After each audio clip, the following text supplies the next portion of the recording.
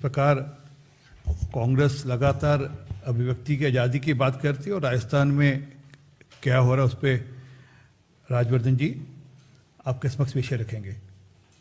राजवर्धन जी। सबसे पहले तो सभी पत्रकार बंधुओं को धन्यवाद कि आप सब यहाँ समय निकाल कर आए।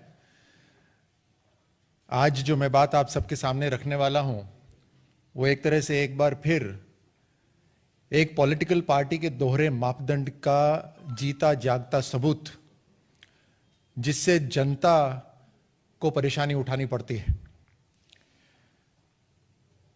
मैं कोट कर रहा हूं, इस सरकार को कोई अधिकार नहीं कि कॉलेज, टेलीफोन और इंटरनेट बंद कर दे। इसे मैं मानता हूं कि यह भारत की आत्मा की बेइज्जती है। ये मैं नहीं कह रहा, ये राहुल गांधी जी ने 19 दिसंबर 2019 को ट्वीट करके लिखा है। This government has no right to shut down colleges, telephones and internet. To do so is an insult to India's soul. Rajasthan में पिछले एक महीने में 4 बार इंटरनेट बंद करा गया। बार बार कांग्रेस के अधिवक्ता और कांग्रेस पार्टी के जो हाईकमान है वो सबका ध्यान आकर्षित करती है जम्मू कश्मीर की तरफ और उंगली उठाती है भारत सरकार के ऊपर कि वहां फ्रीडम ऑफ एक्सप्रेशन को रोका जा रहा है, इंटरनेट को बंद करा जा रहा है। लेकिन राजस्थान में क्या हो रहा है? क्या राजस्थान में आतंकी की घटनाएं हो रही हैं जो पिछले एक महीने के अंदर 4 बार इंटरनेट बंद करा गया? मैं आपको आंकड़ा देता हूं, जम्मू कश्मीर के अंदर 315 बार इंटरनेट बंद हुआ पिछले 10 साल के अंदर।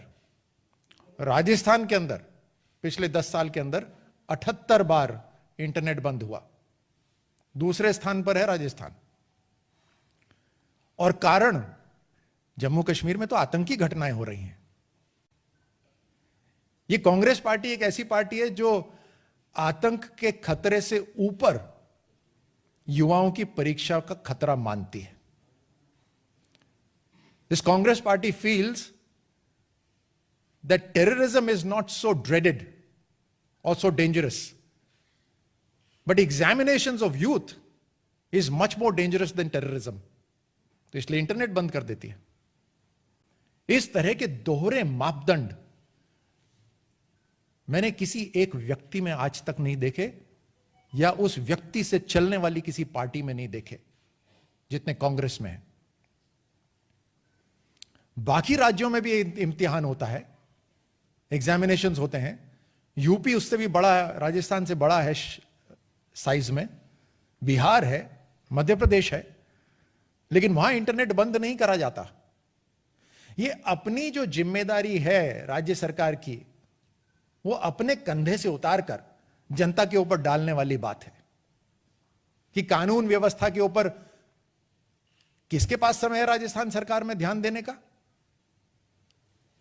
उनको अपनी सत्ता की पड़ी है, अपनी कुर्सी बचाने की पड़ी है, अपनी अंदरूनी लड़ाई की पड़ी है। इसलिए एक सरल सॉल्यूशन निकाला जाए कि इंटरनेट बंद कर दो। और इंटरनेट बंद करने से क्या हो रहा है? आपकी सारा का सारा व्यापार ठप हो रहा है। आपकी मेडिकल सुविधाएं जो इंटरनेट पर है वो बंद हो रही हैं। बहुत से लोग वर्क फ्रॉम होम करते हैं, उनका काम पूरा का पूरा ठप हो जाता है। बैंकिंग सर्विसेज है, पैसे का ट्रांसफर है, बुकिंग्स हैं, रेल यातायात हो या हवाई यात्रा हो, सारा का सारा काम ठप हो जाता है सिर्फ इसलिए क्योंकि राजस्थान में सरकार की जिम्मेदारी वाली जो पार्टी है वो अपनी जिम्मेदारी उठाने को तैयार ही नहीं है। दूसरे राज्यों से सीखना नहीं चाहते कि दूसरे राज्यों के अंदर किस तरह से इम्तिहान हो रहा है। मैं आपको दूसरे राज्यों के आंकड़े देता हूं कि 10 साल के अंदर यूपी में मात्र 29 बार इंटरनेट बंद हुआ है 10 साल में। हरियाणा में मात्र 17 बार इंटरनेट बंद हुआ है। पश्चिम बंगाल में 13 बार, गुजरात में 10 बार। बिहार और महाराष्ट्र में सिर्फ 11 बार, लेकिन राजस्थान के अंदर 78 टाइम्स इंटरनेट बंद हुआ है और 800 यूपी में, मैं एक बार फिर से दोहरा देता हूं, यूपी में 10 साल के दौरान मात्र 29 टाइम्स इंटरनेट बंद हुआ है। हरियाणा में मात्र 17 बार इंटरनेट बंद हुआ है। पश्चिम बंगाल में 13, गुजरात में 10, बिहार महाराष्ट्र में 11, एमपी और मेघालय में 8, अरुणाचल मणिपुर में 6 और उड़ीसा, पंजाब, दिल्ली, तेलंगाना, आसाम, नागालैंड, चंडीगढ़, कर्नाटक, तमिलनाडु, झारखंड में 3 दिन, 10 साल में 3 दिन इंटरनेट बंद हुआ है। लेकिन राजस्थान के अंदर, राजस्थान सरकार बताए कि किस तरह की आतंकी घटनाएं हो रही हैं कि उनको 78 बार इंटरनेट बंद करने की जरूरत पड़ी। वहां आतंकी घटनाएं नहीं हो रही हैं, वहां सिर्फ युवा इम्तिहान देने जा रहे हैं। और राजस्थान सरकार कहती है कि हम ये इंटरनेट बंद कर रहे हैं ताकि पेपर लीक ना हो, इम्तिहान में नकल ना हो। लेकिन पिछले 1.5 साल के अंदर जो 5 इम्तिहान हुए, उन 5 के अंदर बड़े पैमाने पर नकल हुई है, बड़े पैमाने पर पेपर लीक हुआ है। और अगर आप अखबार की कटिंग्स को देखें तो आप देखेंगे कि कितने अधिकारियों को और कितने लोग जो अलग अलग जिम्मेदारियों के ऊपर हैं सरकार के या सरकार के इनडायरेक्टली, कितने लोगों को वहां बर्खास्त करा गया है। 20 से ज्यादा लोगों को तो पिछले इम्तिहान के अंदर बर्खास्त करा गया है वहां पर। आप पेपर अखबार की माने तो कहीं ना कहीं इसमें मिली भगत बताते हैं कांग्रेस पार्टी की। तो पेपर लीक का बहाना या इम्तिहान सही तरह हो उसके बहाने के चक्कर में राजस्थान के अंदर बार बार इंटरनेट बंद हो जाता है, क्योंकि सरकार अपनी जिम्मेदारी उठाने को तैयार नहीं है। वैक्सीनेशन का प्रोग्राम पे असर हो जाता है, डॉक्टरों के अपॉइंटमेंट, ऑनलाइन रिपोर्ट्स, कुछ भी, किसी भी चीज पे काम नहीं हो पाता। यहां तक कि मैं आपको बतलाऊं कि राजस्थान के अंदर अब जो जिम्मेदारी दी जा रही है कांग्रेस पार्टी द्वारा, चाहे वो मंत्री हो या विधायक हो, अलग अलग राज्यों में जो जिम्मेदारी दी जा रही है, उससे एक अलग मिस गवर्नेंस शुरू हो गई है। डेंगू फैलता जा रहा है पूरे राजस्थान के अंदर, हजारों की तादाद में मृत्यु हो रही है। लेकिन वहां के जो स्वास्थ्य मंत्री हैं, जिन्हें गुजरात की जिम्मेदारी दी है, वो दफ्तर तक नहीं आ रहे। वो स्वास्थ्य के ऊपर जो बैठकें होती हैं उसमें हिस्सा नहीं ले रहे, स्वास्थ्य के ऊपर उनका कोई ध्यान नहीं है। एक और मंत्री हैं वहां पर जिनको पंजाब की जिम्मेदारी दी है, सुनते हैं वो पिछले 1 महीने में मात्र 2 बार अपने दफ्तर आए हैं। फाइलों का अंबार उनके घर पर इकट्ठा हो गया है, लेकिन उस पर दस्तखत नहीं हो रहे। और भी अलग अलग मंत्री हैं जिनको जिम्मेदारी दी गई है। अब क्या ये भी इनकी अंदरूनी लड़ाई का हिस्सा है? कांग्रेस के अंदर जो अंदरूनी लड़ाई, खींचतान जो चल रही है, जिसमें एक तरफ राजस्थान के मुख्यमंत्री खींच रहे हैं तो दूसरी तरफ हाईकमान से खींचतान हो रही है, तो क्या यह भी उसी के कारण है? लेकिन दिक्कत हमें यहां है, हमें कांग्रेस के अंदर क्या हो रहा है उसकी दिक्कत नहीं है, उसकी चिंता नहीं है। हमें चिंता इस बात की है कि इनकी अंदरूनी जद्दोजहद में, इनकी अंदरूनी पोजीशनिंग के अंदर, खींचतान के अंदर राजस्थान की जनता को पीड़ा सहनी पड़ रही है। चाहे वो स्वास्थ्य हो, चाहे लॉ एंड ऑर्डर हो, चाहे वो कोई भी विभाग हो, इन सभी कामों के अंदर राजस्थान की जनता को बहुत परेशानियां उठानी पड़ रही हैं।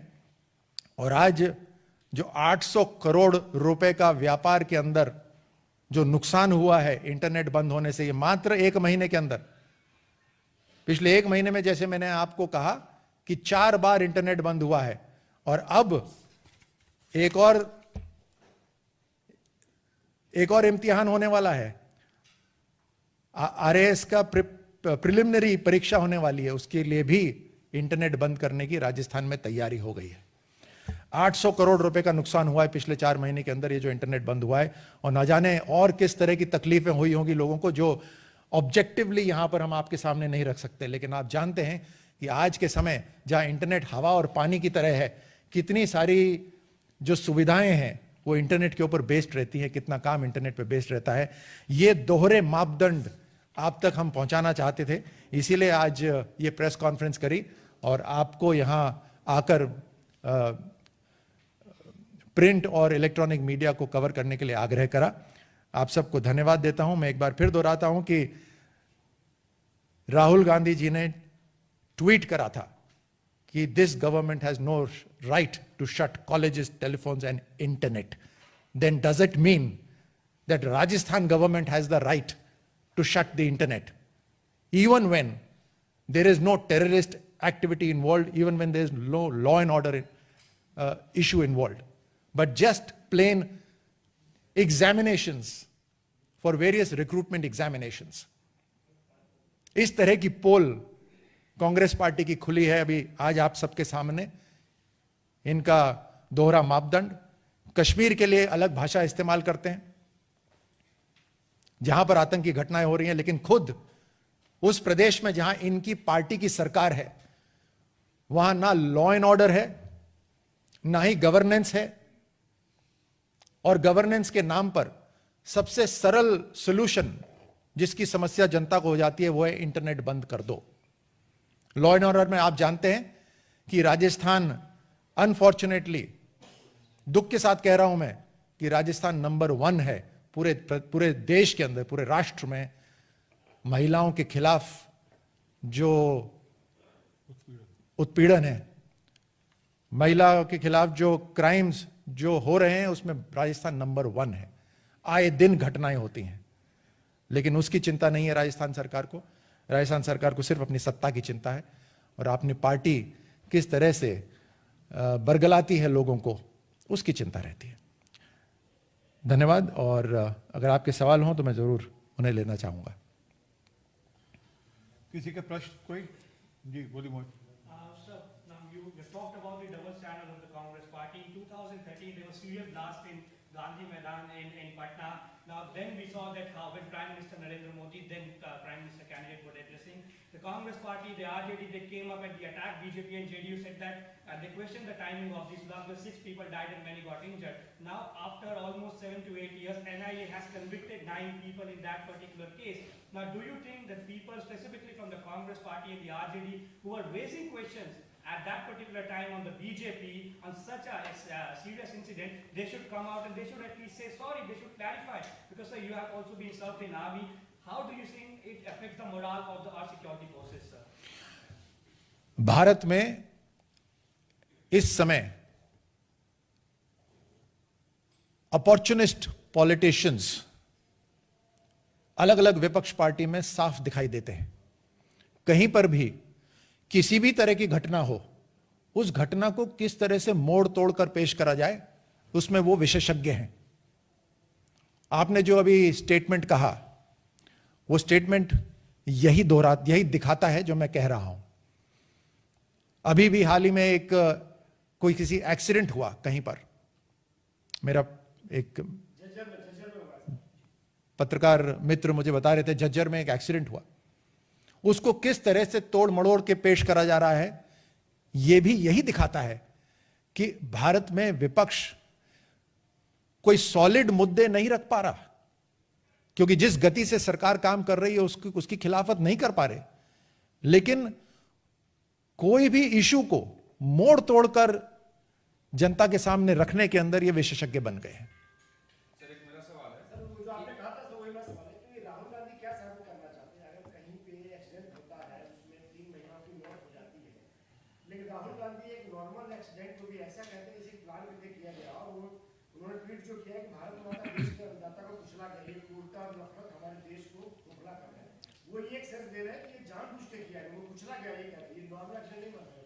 देखिए, सबसे पहले तो कोई विपक्ष के अंदर, वो भी एक बड़ी पार्टी जो रही हो, उसके अंदर एक बहुत ही महत्वपूर्ण व्यक्ति जिसके नाम से वो पार्टी चलती हो, जब उसकी नॉलेज इतनी शैलो हो जाती है तो दुख होता है, क्योंकि विपक्ष जरूरी है।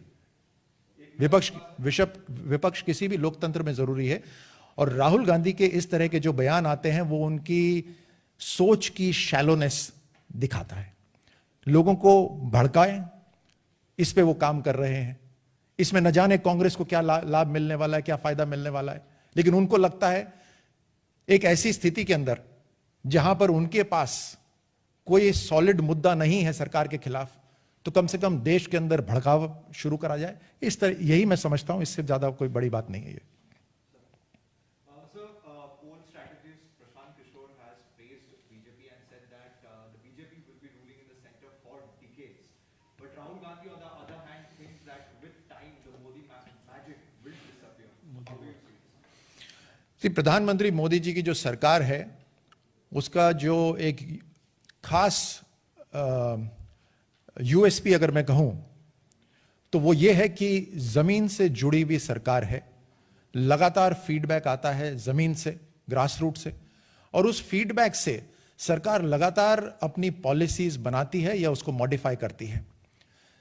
तो इस तरह की जब सरकार रहती है, जो अभी तक जिस तरह की राजनीति भारत में चल रही थी उस राजनीति को चेंज कर दिया। जो वीआईपी कल्चर रहता था भारत के अंदर, उस वीआईपी कल्चर को चेंज कर दिया। हाल ही में मैं एक सर्वे देख रहा था जहां नौजवानों से पूछा जा रहा था और उसमें बहुत बड़ा फर्क नजर आया कि 10 साल पहले पॉलिटिशियंस की तरफ युवा क्या सोचते थे और आज की तारीख में पॉलिटिशियंस की तरफ युवा क्या सोचते हैं, उसमें बहुत बड़ा बदलाव एक पॉजिटिव रूप में आया। वो इसी कारण से आया है कि एक बदलती राजनीति का प्रतिनिधित्व या लीड प्रधानमंत्री मोदी जी कर रहे हैं। तो प्रशांत किशोर जी जो बात कह रहे हैं उससे पूरा देश सहमत है। प्रशांत किशोर जी कोई ऐसी बात नहीं कह रहे जिसको देश नहीं जानता है, लेकिन यह बात जरूर है कि राहुल गांधी न देश की आवाज कभी सुनते थे न आगे सुनेंगे।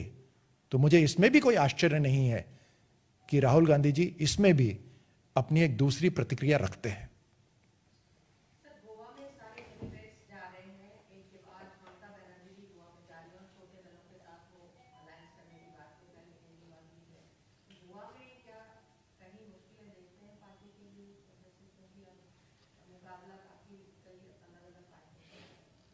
नहीं, मुझे लगता है इसमें हमें कुछ खास कोई ऐसी चीज सोचने की जरूरत नहीं है। जहां पर चुनाव हो रहे हैं वहां सभी पॉलिटिकल पार्टीज को जाना चाहिए। हाँ, ये जरूर है कि कांग्रेस वहां बहुत कमजोर हो गई है, तो इसलिए तृणमूल वहां पर घुसपैठ कर रही है। तृणमूल कांग्रेस वालों को अपनी तरफ से लेने की कोशिश कर रही है। You want to say something? You want to finish?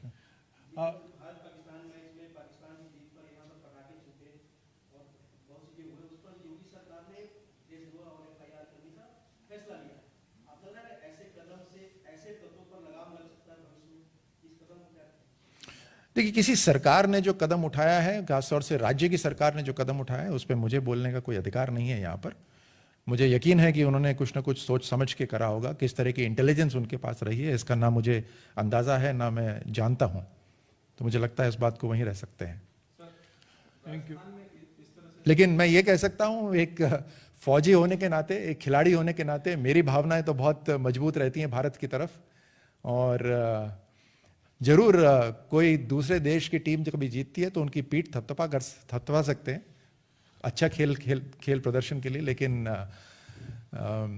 अपनी टीम तो अपनी टीम होती है। और उस देश के लिए नारे नहीं लगा सकते आप। तो ये नहीं कि उस देश के पक्ष में नारे लगाएंगे, ऐसा नहीं हो सकता ना। आप अपनी टीम की तारीफ करें, चलिए कोई टीम जीत जाए उस टीम की भी बात करें, परंतु आप ये नहीं कर सकते कि आप पाकिस्तान जिंदाबाद के नारे लगाएंगे। ये पॉसिबल नहीं है। सर, राजस्थान में अपने महिलाओं के क्राइम रेशियो को बढ़ते हुए उस पर सवाल सरकार से उठाए कि किस तरीके से लगातार क्राइम बढ़ रहा है। रिसेंट में था जो कल वहाँ पर जो घटना हुई, जमवा रामगढ़, जहाँ पर एक महिला को निर्मम हत्या कर दी जाती है, उस पर एनसीडब्ल्यू ने भी कॉग्निजेंस लिया और सवाल खड़े किए राजस्थान सरकार से। आप क्या कहेंगे इस पर? राजस्थान की राजधानी जयपुर से मात्र 1 घंटे दूर एक गांव के अंदर रात में नहीं, दिन के 1:30 बजे, जंगल में नहीं, गांव के खेत में, उसी महिला के खेत में, वो अपने पशु चराने गई हुई महिला के, क्योंकि पांव में उसने चांदी के कड़े पहने हुए थे, तो उसके निर्मम हत्या करी जाती है। पांव काट दिए जाते हैं ताकि वो कड़े निकाल लिए जाएं। ये कैसे संभव है? ये माहौल कैसे बदला? क्या ये रातों रात बदल गया कि इन गुंडों को, दहशतगर्दों को, डकैतों की इतनी हिम्मत हो गई? ये रातों रात नहीं होता। ये हिम्मत धीरे धीरे आती है, और ये हिम्मत जब आती है जब कानून की रक्षा, जनता की रक्षा, कानून की सुरक्षा करने वाले जब वहां हो ही नहीं उपस्थित, जब कानून की एक वैक्यूम हो जाए, तब ये गुंडे बढ़ जाते हैं, तब इनका हौसला बढ़ता है। इसीलिए मैं कह रहा हूं, कानून व्यवस्था जो बार बार राज्य सरकार कहती है कि हमने तो एफआईआर करा दिया, मतलब राज्य सरकार की जिम्मेदारी एक एफआईआर कराने से खत्म हो गई। तो एक ऑनलाइन सिस्टम शुरू कर देते ना, राज्य सरकार की क्या जरूरत थी? कहीं घटना हो तो ऑनलाइन आप एफआईआर कर दीजिए, राज्य सरकार की क्या जरूरत है? जनता की सुरक्षा की जो जिम्मेदारी थी वो उन्होंने बिल्कुल छोड़ दी है, क्योंकि उनको खुद की सुरक्षा की चिंता है। राज्य सरकार को खुद की चिंता है तो अपनी सुरक्षा करने में लगी हुई है वो, और वही करती रहेगी अगले जितना समय बचा हुआ है, अगर सरवाइव करी सरकार तो। Thank you.